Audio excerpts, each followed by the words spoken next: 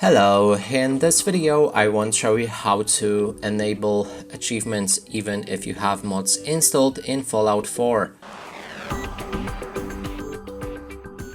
To do this, first you will need to download a mod called Achievements Mods Enabler from nexusmods.com.